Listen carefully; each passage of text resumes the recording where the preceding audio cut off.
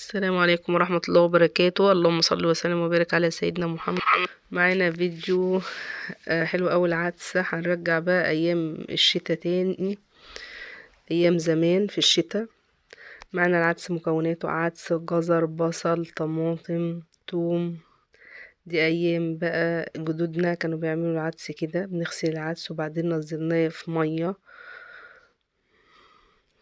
وبعدين هننزل الخضار عليه اللي هو الجزر والبصل والثوم. مش هنحط عليه حاجة اكتر من كده الا المكونات اللي حطيناها ديت. وبعد كده هنرفعه على النار. غلي استوى، هنستنى عليه لما يبرد حاجة بسيطة، او طبعا هي الكمية دي مش الكافية من المية اللي هتسويه. هنحط عليه مية ساقعة، مش مية من التلاجة ولا حاجة، مية عادية. وبعد كده هنضربه في الكبة زي ما احنا شفنا. وبعد كده هنرفعه على النار تاني، هنرفعه على النار وهو بقى في مرحلة السوا بنسويه داخل، يعني بيغلي غلوة كده او غلوتين.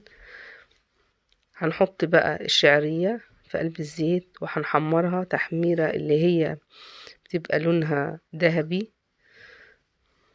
ولما تتحمر زي ما انتوا شايفينه بيغلي كده، هنروح ضايفين عليه الشعرية اللي احنا حمرناها. في حاجة عايزة اقول لكم عليها في الفيديو دوت، ان انا حطيت كل الخضار على العدس واستوى منه فيه. لا عملنا تقلية ولا عملنا اي حاجة، الا مجرد بس ان احنا حمرنا حبة الشعرية ونزلناها عليه. دي طريقة صحية جدا. دول حبة كمون، طبعا حطينا حبة ملح. لا فيها تقلية ولا في حاجة تحرق الصدر ولا اي حاجة. لو ناس كبيرة هتاكله هتبقى مرتاحة فيه، لو اطفال هتاكله هتبقى مرتاحة فيه. وحلوة قوي للحوامل وبالذات في الثلاث شهور الاولانيين، لانه غني جدا.